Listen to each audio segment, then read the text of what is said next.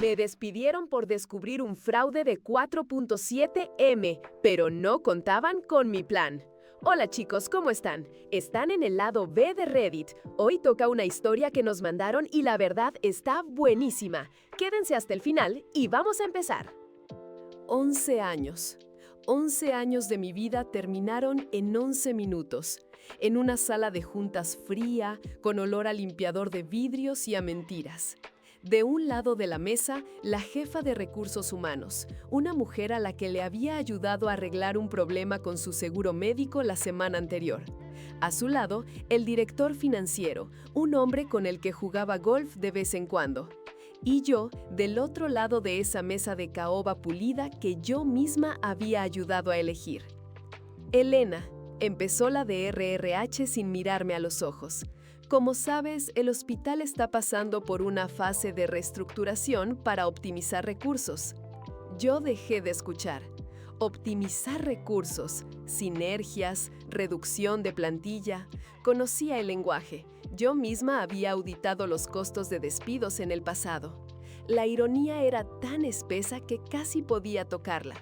Mi mente se desconectó de sus palabras y se fue 2 días atrás, 48 horas antes. Yo, en mi pequeña oficina, la misma que había ocupado por casi una década. Las paredes cubiertas con fotos de mis sobrinos, un par de diplomas y el reconocimiento al empleado del año de 2018. El monitor de mi computadora brillaba con el resultado de 3 meses de insomnio, de noches de café y de una sensación helada en el estómago. Era un reporte, mi obra maestra y mi sentencia de muerte, aunque en ese momento no lo sabía. El título era simple, técnico, Auditoría Interna de Facturación a Aseguradoras Q3-Q4. Pero el contenido era una bomba. 4.7 millones de dólares, 4.7 millones en irregularidades. No eran errores, no eran fallos del sistema, era un patrón. Procedimientos inflados, servicios fantasma facturados a pacientes que ya habían sido dados de alta, medicamentos de alta especialidad que solo existían en el papel. Un sistema de fraude tan sofisticado y tan descarado que me había costado semanas creer lo que mis propios ojos y los números me decían. Y en el centro de todo, la firma que aprobaba los pagos finales, la que daba el visto bueno a las transferencias más grandes, era siempre la misma. Dr. Armando Morales, director general del hospital, mi mentor, el hombre que me contrató recién salida de la universidad, el que me decía mi Elenita y me traía un café de la máquina cada vez que me veía estresada, el que en cada fiesta de fin de año brindaba por la gran familia que somos. Esa noche, con el reporte terminado, sentí un nudo en la garganta. Esto era más que un trabajo. Este hospital era mi casa, mi gente. Creía en su misión, creía en el doctor Morales. Tal vez había una explicación, pensé. Tal vez alguien estaba usando su firma, falsificándola. Tenía que darle el beneficio de la duda. Le di al botón de enviar. El correo, con el reporte adjunto, fue directo a su bandeja de entrada. Asunto: reporte confidencial urgente. Y entonces hice algo que nunca antes había hecho. Un impulso, una corazonada, una voz en mi cabeza que me susurró: «Protégete». Abrí mi correo personal. Reenvié el mismo email con el mismo adjunto a mi propia dirección, solo por si acaso, por tener una copia de seguridad. El sistema de la empresa era sofisticado. A los pocos minutos, en mi bandeja de entrada profesional, apareció la confirmación automática. Su mensaje a Armando Morales ha sido leído. Eran las 10:32 p.m. de un martes. Ahora, en la sala de juntas, el director financiero me extendía un sobre. Mi liquidación. La cifra era generosa, sospechosamente generosa. Incluía un acuerdo de confidencialidad que parecía escrito por el diablo. «Es un buen paquete, Elena», dijo, por fin atreviéndose a mirarme. «Te recomendamos que lo firmes y sigas adelante». ¿Seguir adelante? Como si 11 años se pudieran borrar con un cheque. Como si mi lealtad, mi trabajo, mi vida entera aquí no valieran nada. Asentí, no por conformidad, sino porque la rabia y el dolor me habían dejado sin palabras. Tomé el sobre, me levanté y sin decir nada salí de la sala. Caminé por los pasillos que conocía como la palma de mi mano. Pasé junto a enfermeras que me saludaron con una sonrisa, sin saber que era la última vez que me verían.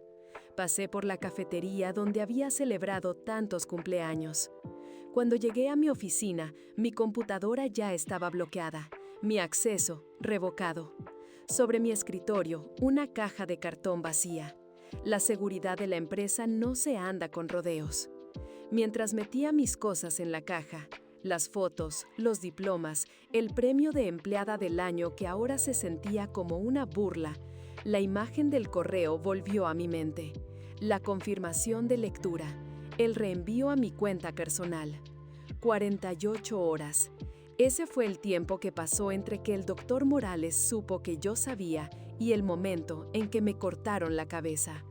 No fue una reducción de plantilla, fue una ejecución.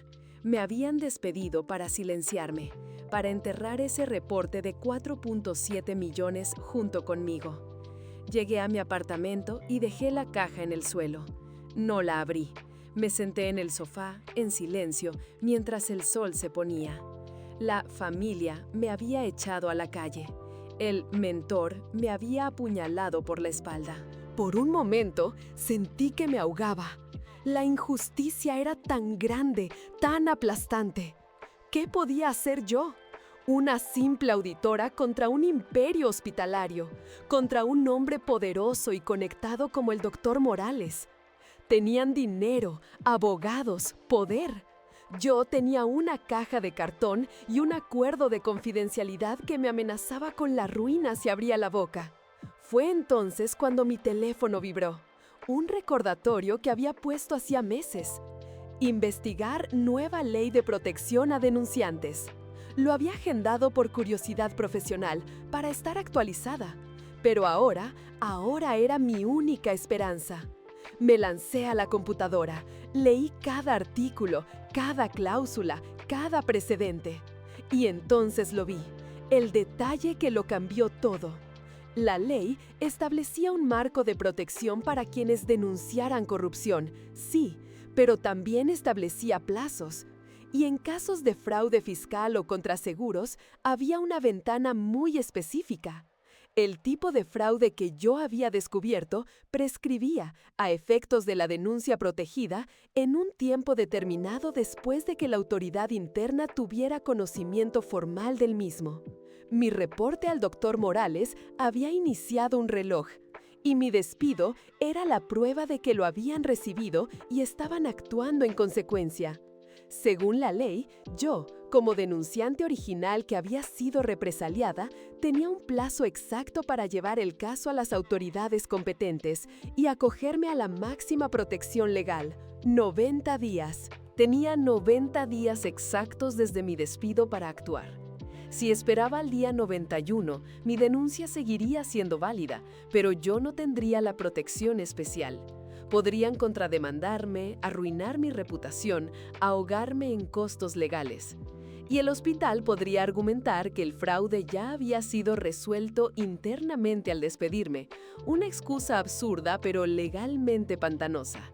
90 días. No era mucho tiempo, pero para una mujer que había pasado los últimos 11 años de su vida contando números, contando días, era un juego de niños. Esa noche no dormí, pero ya no era por la angustia, era por la adrenalina. Me levanté y fui a la cocina. Tomé un calendario de pared, de esos grandes donde se puede escribir. Lo colgué en la pared del salón. Con un marcador rojo rodeé la fecha de hoy y luego conté 90 días y rodeé la fecha final con un círculo grueso. Día 1. El juego había cambiado. Ya no se trataba de mi trabajo ni de mi lealtad traicionada. Se trataba de justicia. Ellos tenían el dinero y el poder, pero yo tenía algo mucho más valioso. Tenía la verdad, tenía las pruebas y ahora tenía un plazo. Doctor Morales, pensaste que podías borrarme, que podías comprar mi silencio y tirar la llave, pero te equivocaste. No me estabas despidiendo, me estabas dando la única arma que necesitaba. Tiempo, 90 días. La cuenta regresiva había comenzado. La contadora de días. El día 2 comenzó con un café cargado y una decisión. Necesitaba un abogado. No cualquier abogado, necesitaba un tiburón. Alguien que no se asustara con el nombre del hospital.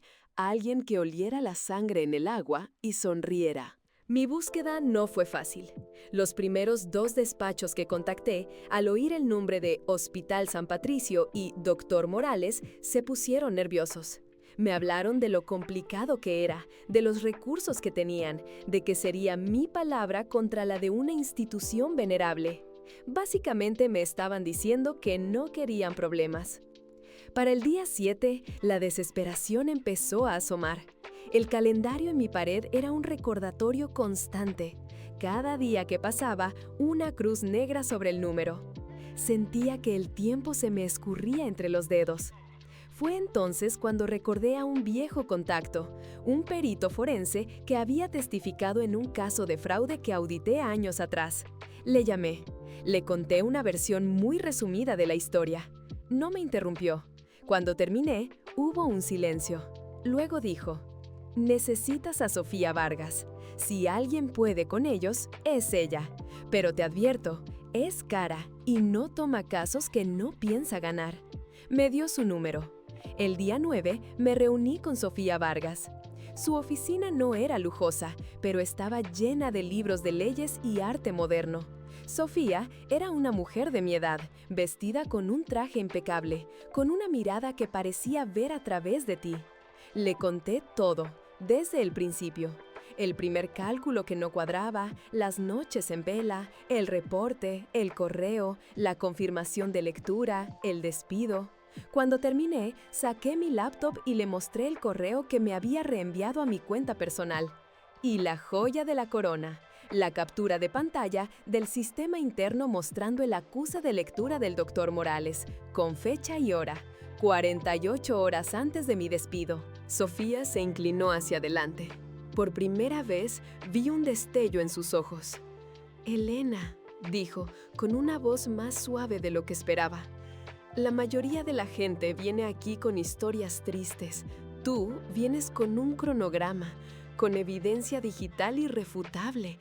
Esto es hermoso». Le expliqué la ventana de los 90 días.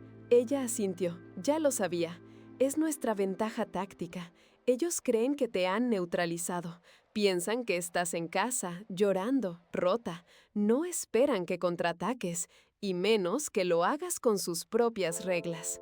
El plan de Sofía era brutal y elegante. No íbamos a ir directamente a la prensa. No íbamos a demandar al hospital por despido improcedente. Eso era lo que ellos esperarían. Era un ruido que podían manejar. «Vamos a ir por la yugular», dijo Sofía, dibujando un esquema en una libreta. «Las aseguradoras, ellos son las verdaderas víctimas de este fraude.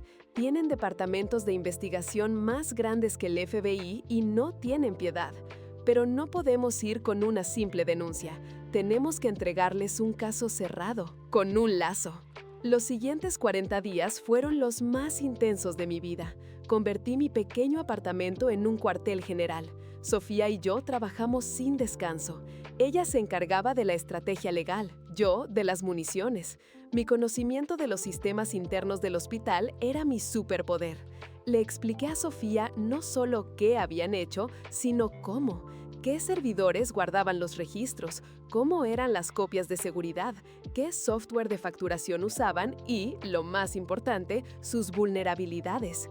Mientras tanto, el hospital empezó su propia ofensiva. El día 23, recibí una carta de sus abogados. Un recordatorio amistoso de mi acuerdo de confidencialidad con amenazas veladas de acciones legales si se me ocurría difamar a la institución. Sofía la usó para empapelar el fondo de la jaula de su periquito. El día 35 me llamó una antigua colega, Laura, del departamento de contabilidad. Sonaba nerviosa. Me contó que el Dr. Morales había convocado una reunión general. Había anunciado mi renuncia voluntaria para emprender nuevos proyectos. Dijo que me deseaba lo mejor. Luego, Laura bajó la voz. Elena, ten cuidado. Han contratado a una empresa de ciberseguridad para hacer una auditoría forense de tu equipo. Están buscando algo.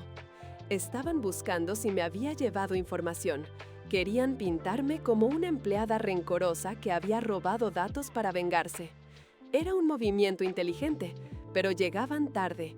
Mi seguro de vida digital, ese correo enviado 48 horas antes, era mi coartada perfecta. Lo envié cuando aún era una empleada leal informando a su superior. El contexto lo era todo.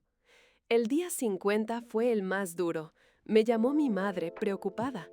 Al parecer, un amigo de la familia, que casualmente formaba parte del consejo directivo del hospital, la había llamado para ver cómo estaba.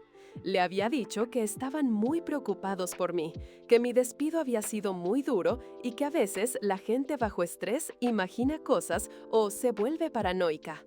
Estaban intentando llegar a mí a través de mi familia. Querían aislarme, hacerme dudar de mi propia cordura. Esa noche, por primera vez, miré el calendario y sentí miedo. Quedaban 40 días. La presión era inmensa. Llamé a Sofía, casi en pánico. Su calma me ancló. Elena, esto es bueno. Están asustados. Si no tuvieran nada que ocultar, simplemente te ignorarían. Están cometiendo errores. Sigue trabajando. Y eso hice. Canalicé mi rabia y mi miedo en el trabajo. Preparamos un dossier para cada una de las 3 aseguradoras principales afectadas. No era solo mi reporte, eran anexos, diagramas de flujo explicando el método del fraude, perfiles de los empleados clave involucrados en la facturación y una cronología detallada que culminaba con mi despido como prueba de la ocultación. El día 75, los paquetes estaban listos. 3 cajas idénticas, selladas y certificadas. Sofía las envió por mensajería especial a los directores de las unidades de fraude de cada aseguradora, no a un departamento genérico, a las personas. Y entonces, esperamos. Los días siguientes fueron un infierno de silencio. Cada vez que sonaba el teléfono, mi corazón daba un vuelco. Cada día, una nueva cruz en el calendario. Día 80, día 85, día 88. El doctor Morales y su gente debían pensar que habían ganado, que el plazo se agotaba y yo no había hecho nada. Me los imaginaba brindando con champán, celebrando cómo habían aplastado a la insignificante auditora. La noche del día 89 no pude dormir. Me quedé mirando el calendario. Solo quedaba un día en mi ventana de protección. Si para mañana no pasaba nada, mi posición se debilitaría drásticamente. ¿Y si Sofía se había equivocado? ¿Y si a las aseguradoras no les importaba? ¿Y si todo había sido en vano? A las 11 de la noche sonó mi teléfono. Era Sofía. ¿Estás viendo las noticias?, me preguntó. Su voz no era de abogada, era la de una amiga compartiendo una victoria. Encendí la televisión y ahí estaba, en el canal de noticias 24 horas. Un titular en la parte inferior de la pantalla. Allanan oficinas administrativas del Hospital San Patricio por presunto fraude millonario. Las imágenes eran borrosas, grabadas con un celular, pero inconfundibles. Hombres y mujeres con chalecos de la Unidad de Delitos Financieros entrando en el edificio administrativo. El mismo edificio del que yo había salido con mi caja de cartón hacía casi 3 meses. Mi teléfono empezó a sonar sin parar. Eran números desconocidos, periodistas. Lo apagué. A la mañana siguiente, día 90, el último día de mi plazo, la noticia estaba en todas partes. Las aseguradoras habían actuado de forma coordinada. Habían congelado todos los pagos al hospital y habían iniciado una auditoría externa masiva, usando mi dossier como mapa del tesoro. Esa tarde recibí una llamada de un número bloqueado. Contesté. Elena. Era él, la voz del doctor Morales. No sonaba como un director de hospital, sonaba como un hombre viejo y cansado. ¿Por qué? Éramos una familia, yo te di una oportunidad. Hice lo que tenía que hacer para salvar este lugar, para que cientos de personas no perdieran su trabajo. Era dinero de las aseguradoras, a nadie le importa. ¿Por qué tenías que destruirlo todo? Por primera vez no sentí miedo ni rabia, sentí una especie de lástima fría. Usted no salvó a la familia, doctor, le dije con la voz firme. Usted la envenenó y luego intentó culpar al que encontró el veneno. Yo no destruí nada, solo conté la verdad. Los números no mienten. Colgué. Miré el calendario en la pared, el círculo rojo del día 90. Tomé el marcador y, en lugar de una cruz, dibujé una estrella. El proceso legal fue largo. El hospital fue multado por una cifra astronómica y obligado a devolver cada centavo de los 4.7 millones más intereses. El doctor Morales y varios de sus directivos enfrentaron cargos criminales.